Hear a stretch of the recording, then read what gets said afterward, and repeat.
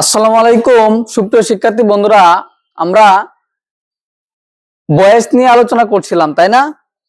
আমরা আজকে যদি অ্যাক্টিভ ভয়েসে পারফেক্ট টেন্স থাকে তো পারফেক্ট টেন্সের স্ট্রাকচারটা আমরা সবাই জানি যে পারফেক্ট টেন্সের স্ট্রাকচারটা হচ্ছে subject plus had plus Bithi plus object.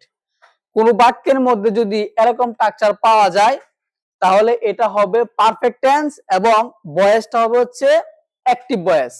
যেরকম সাবজেক্ট হচ্ছে আই, হ্যাড, বি3 হচ্ছে ইটেন, ইটের বি3 হচ্ছে ইটেন, তারপর হচ্ছে অবজেক্ট হচ্ছে এখানে রাইস। তাহলে I eat rice, I had eaten rice, এটা হচ্ছে পারফেক্ট টেন্স, এটা হচ্ছে পারফেক্ট টেন্স এবং ভয়েসটা হচ্ছে অ্যাক্টিভ ভয়েস। এখন এটাকে যদি পরিবর্তন করে আমাকে বলে যে প্যাসিভ ভয়েসে রূপান্তর করো তাহলে তার স্ট্রাকচারটা হবে সাবজেক্ট, কিন্তু এই সাবজেক্টটা হবে কিন্তু ওই অ্যাক্টিভ প্যাসেজের অবজেক্টটা। এটা আমরা জানি যে অ্যাক্টিভ ভয়েসের সাবজেক্টটা হচ্ছে প্যাসিভ ভয়েসের অবজেক্ট, মানে উল্টাপাল্টা করতে হয়, তাই না? তো এখানে এই সাবজেক্টটা হয়ে যাবে কি এখানে অবজেক্ট, আর এখানে অবজেক্ট হয়ে যাবে কি সাবজেক্ট। তো এই সাবজেক্টটা কি হবে? এই বাক্যের অবজেক্ট, অ্যাক্টিভ বাক্যের অবজেক্ট হবে প্যাসিভ বাক্যের সাবজেক্ট, তাই তো? তো সাবজেক্ট প্লাস হ্যাড বিন, একটা কথা বলেছিলাম যে যদি কন্টিনিউয়াস থাকে তাহলে আছে বিং, BEING, বিং। আর যদি পারফেক্ট কথাটি থাকে, কি থাকে পারফেক্ট, তাহলে কি আসবে বিন আসবে, BEEN, বিন। তাহলে subject plus had been plus বি3 প্লাস অবজেক্ট।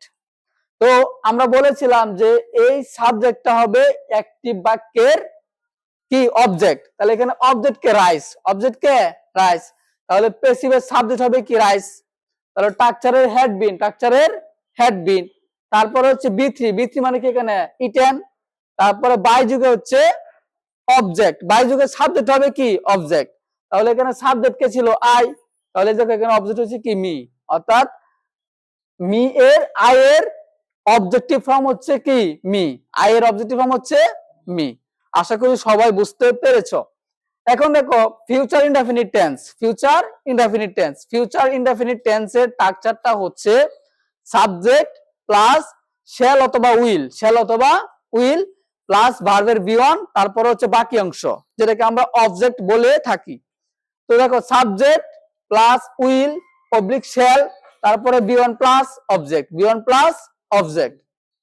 এখন একটা উদাহরণ নেই, যেরকম আই উইল ইট রাইস, এটা হচ্ছে একটা ফিউচার ইনডেফিনিট টেন্স বা ফিউচার ইনডেফিনিট অথবা ফিউচার সিম্পল টেন্স।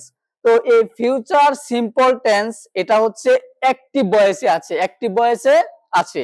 এখন এটাকে আমি যদি প্যাসিভ ভয়েসে লিখতে চাই তাহলে ওর স্ট্রাকচারটা হবে এরকম সাবজেক্ট প্লাস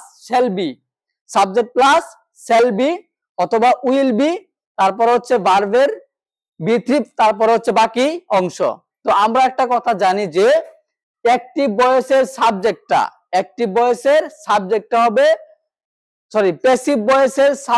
হবে অ্যাক্টিভ ভয়েসের অবজেক্ট। তাহলে এখানে অ্যাক্টিভ ভয়েসের অবজেক্ট কে রাইস, তাহলে প্যাসিভ ভয়েসের সাবজেক্ট হবে রাইস, এই জন্য রাইস। তারপর স্ট্রাকচারে শ্যাল বি অথবা উইল বি, এই জন্য নিলাম আমি উইল বি।